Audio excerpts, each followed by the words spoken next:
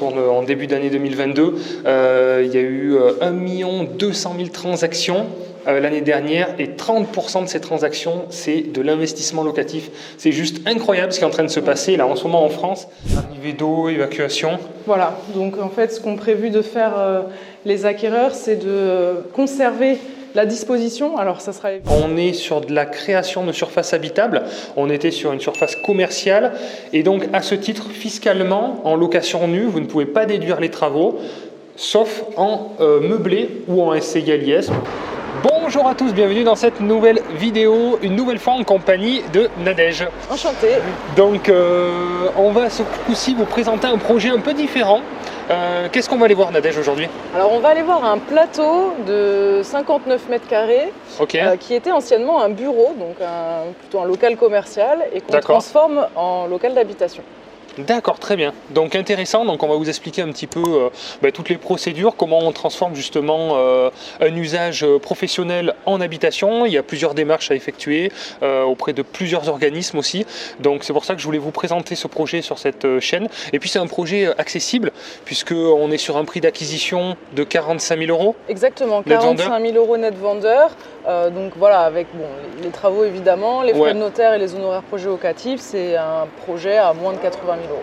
Voilà, donc accessible au plus grand nombre, assez facile, un peu de travaux pour faire du déficit, donc un projet réalisable pour quasiment tout le monde. Hein. Tout à fait. Voilà, donc allez, c'est parti, on va sur le terrain.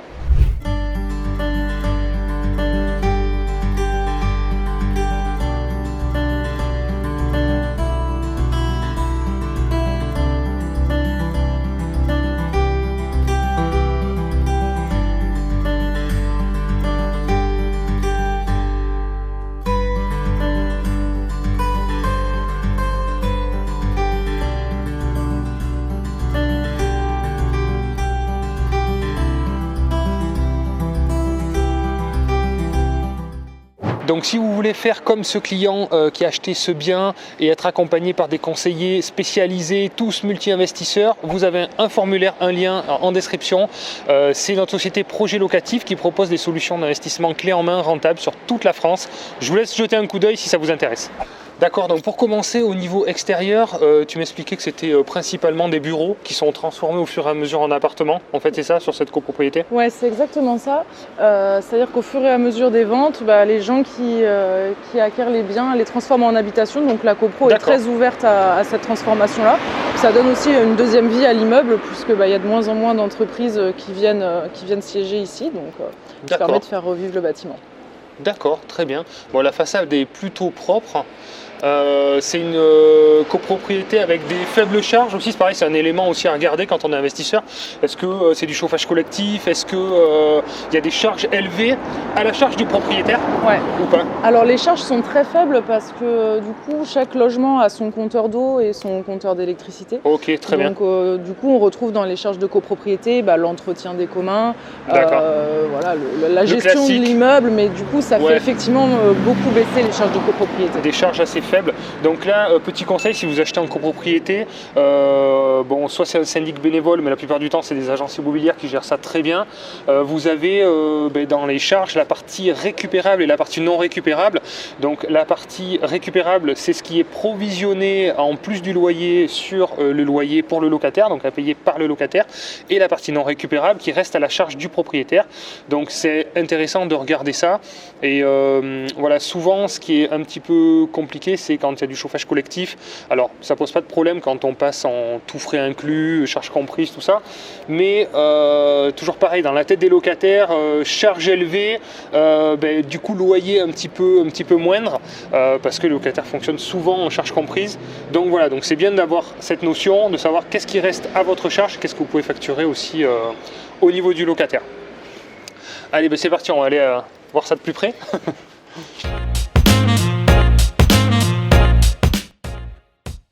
Donc là on se trouve dans les communs, donc c'est un petit peu vieillissant.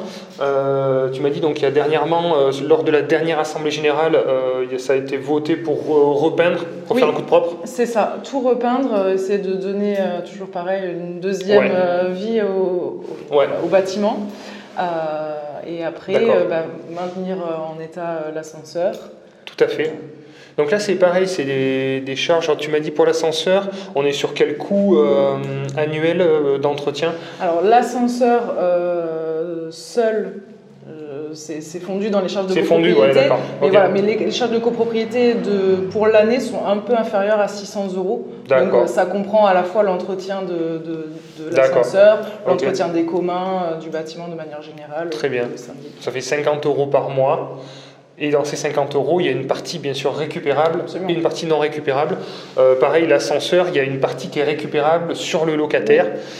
C'est ventilé entre l'entretien et les pièces à changer d'usure entre locataire et propriétaire. Tout à voilà. fait. D'accord, bon, ben parfait. On va aller voir ça. Donc on monte au 4e étage. Allez, c'est parti, un peu de sport. On est sportif, nous, on prend les escaliers.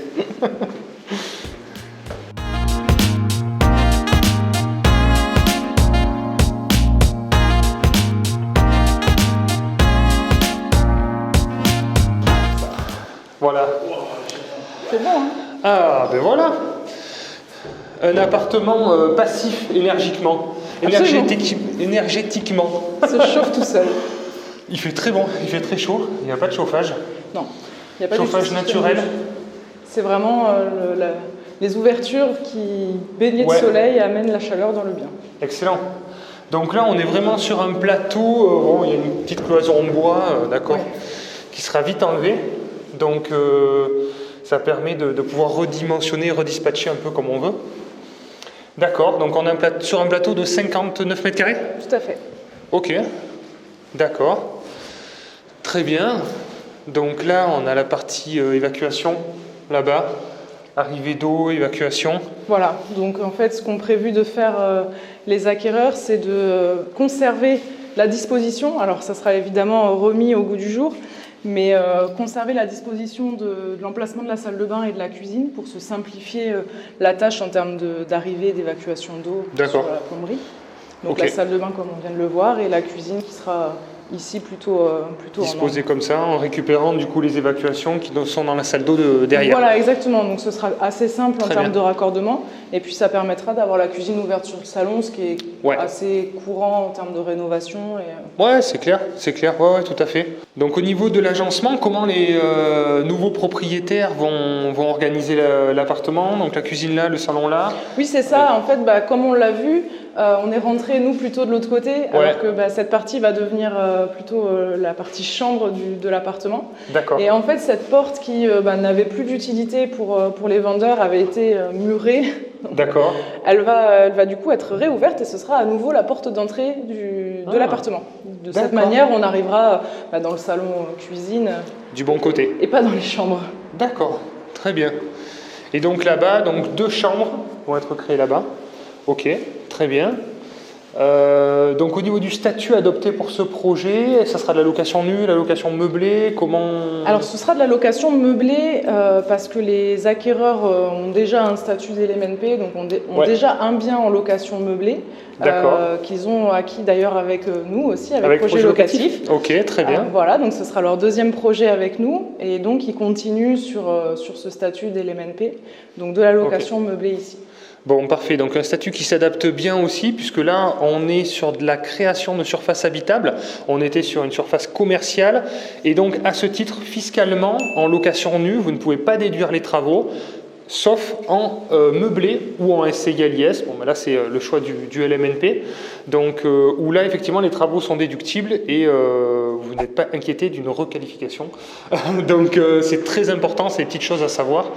Mais à partir du moment où on crée de la surface habitable, ce qui est le cas, il faut avoir le bon statut. D'accord, donc au niveau chiffres, ça donne quoi? Quel a été le prix d'acquisition, le montant des travaux, les loyers estimés? Oui, alors prix d'acquisition, on est sur 45 000 €. D'accord. Donc, ok, net vendeur. Plutôt un petit projet. Ouais. Frais de notaire, honoraires projet locatif. Au niveau des travaux, là aussi, les acquéreurs vont faire une partie des travaux eux-mêmes. D'accord. Donc ça réduit aussi un petit peu l'enveloppe travaux, ça optimise un petit peu la rentabilité. Donc on est au global sur un projet à un peu moins de 80 000 €. D'accord. Et les loyers estimés du coup de ce type de bien sur le secteur, donc on n'a pas précisé, on est sur Tarbes. Oui. Voilà. On est sur Tarbes, on est en plein centre-ville, on est vraiment à peine 100 mètres de la place Verdun, donc sur un secteur super dynamique.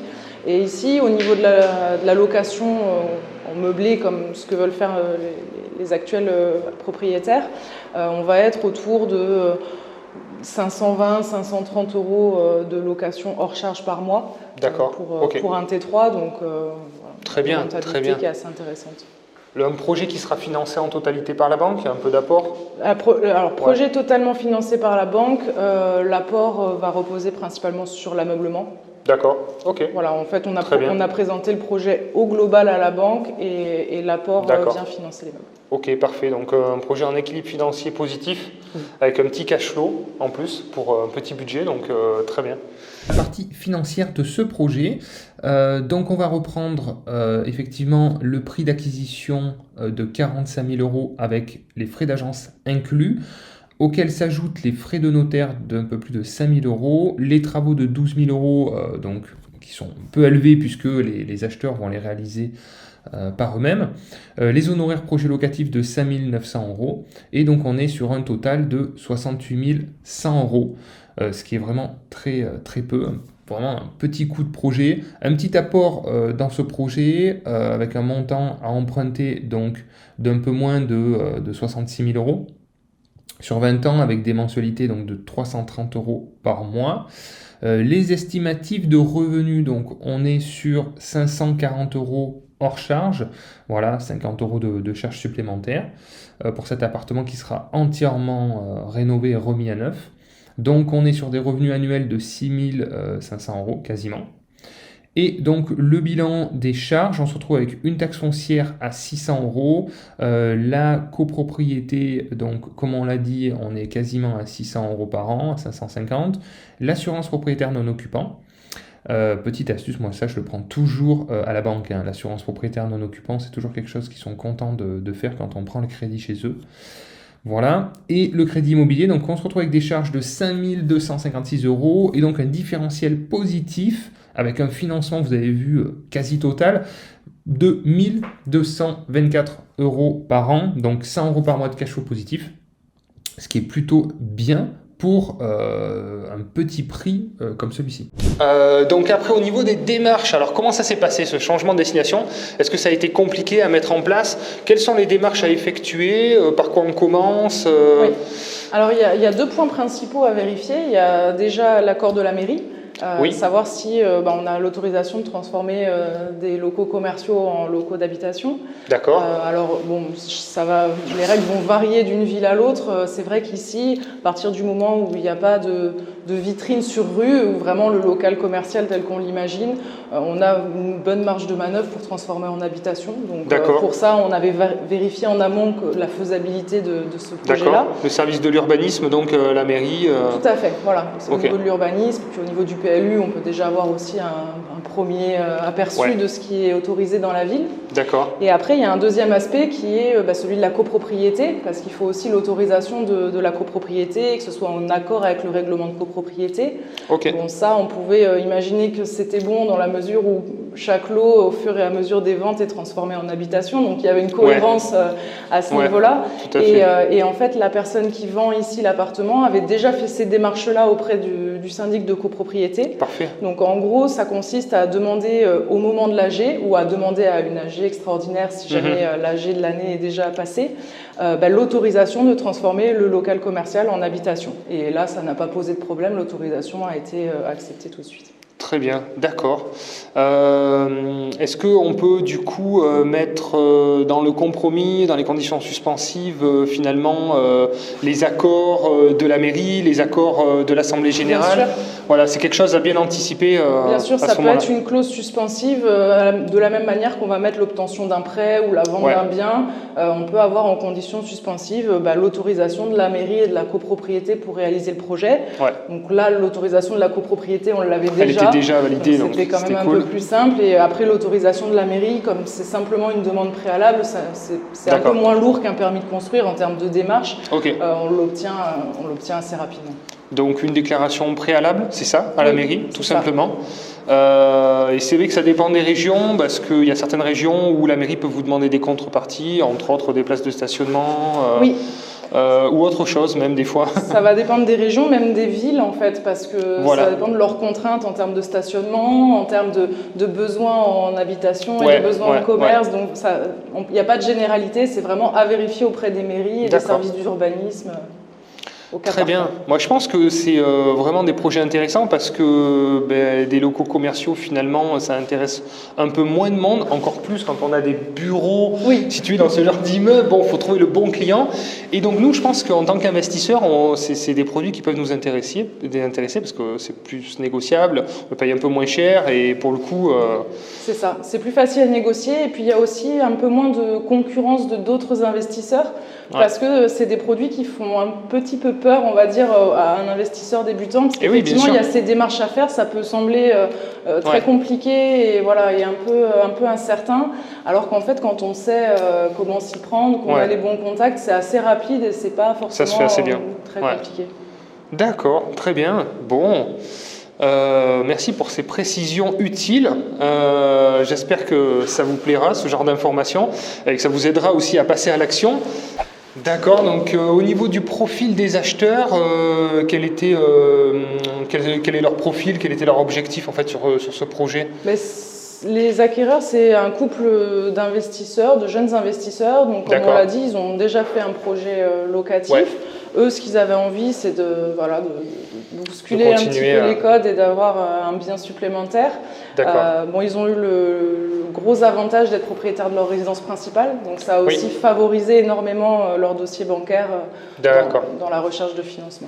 Ok, donc merci pour tous ceux qui nous font confiance. Effectivement, avec projet locatif, on en a de plus en plus qui deviennent un petit peu addicts, et comme nous, une fois qu'on commence à acheter un bien, deux biens, trois biens, on y prend goût. Donc c'est le gros danger, attention, quand on commence à investir et à avoir des revenus récurrents, on a envie d'enchaîner.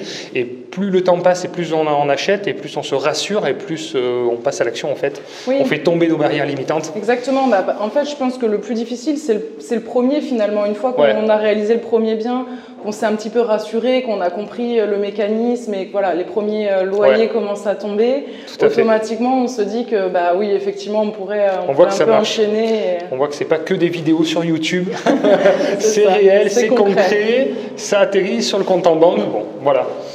Ok, est-ce qu'on peut parler un peu de la ville de Tarbes ? Donc Tarbes fait partie comme pas mal de villes moyennes qui prennent beaucoup de valeur assez rapidement. Il y a de plus en plus d'investisseurs qui arrivent sur ce type de secteur. Donc ville plutôt dynamique au niveau du secteur. Ville plutôt dynamique. Sur le département des Hautes-Pyrénées, c'est la ville étudiante. Donc c'est vrai que pour ça, les investisseurs sont toujours un peu plus enclins à passer à l'action dans les villes étudiantes. Ici, il y a la fac, il y a l'école d'infirmière, il y a pas mal de choses. C'est une ville qui vraiment, on en discutait depuis plusieurs années, je dirais 3-4 ans, est réellement en train de récupérer les investisseurs des métropoles. Ça a deux effets. Ça a le premier effet de faire monter aussi un peu les prix. Bien sûr. Donc les rentabilités sont un petit peu moins intéressantes peut-être que ce qu'on pouvait trouver il y a quelques années. Mais en même temps, ça revalorise aussi les biens des investisseurs qui sont passés à l'action. Donc ça joue dans les deux sens. En fait, quand on prend tous les éléments en compte, c'est ça, il y a la rentabilité immédiate et il y a la rentabilité à terme, le taux de rendement, on va dire, sur le nombre d'années. C'est-à-dire qu'au moment de la revente, à 10 ans, à 15 ans, à 20 ans, on n'est pas obligé d'ailleurs de garder le bien 20 ans. Il y a beaucoup d'investisseurs qui disent oui, mais 20 ans c'est long, ou 25 ans. Bon, les emprunts sur 25 ans, arrêtez s'il vous plaît. Parce que franchement, alors ça se faisait, à mon époque, il y a une dizaine d'années, c'était déjà compliqué, mais alors maintenant c'est carrément, quasiment impossible, franchement. Hors résidence principale. Franchement, c'est hyper rare. Donc ne vous bloquez pas là-dessus.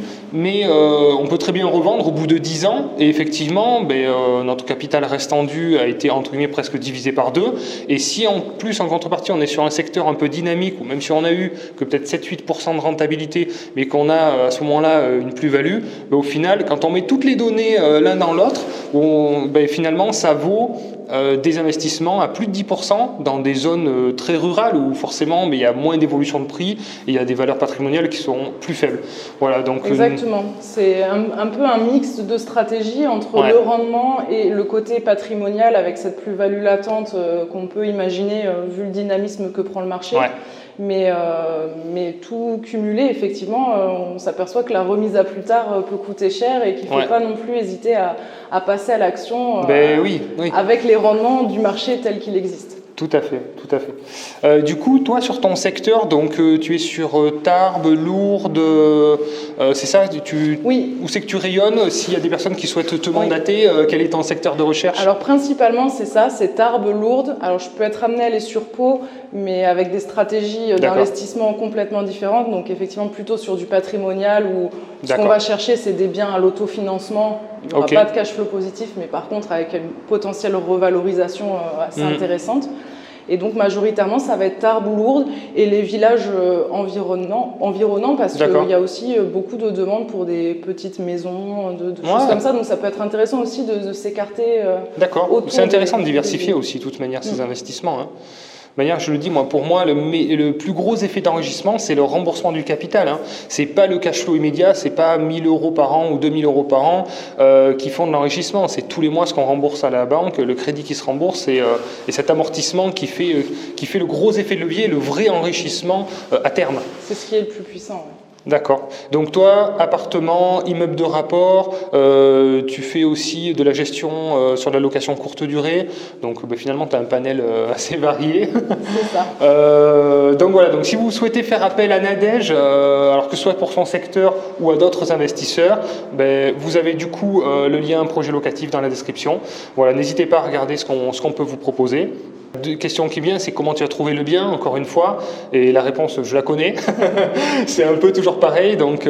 Oui, c'est un peu toujours pareil, dans le sens où, effectivement, avec les années, je commence à avoir un réseau d'agents immobiliers assez conséquent.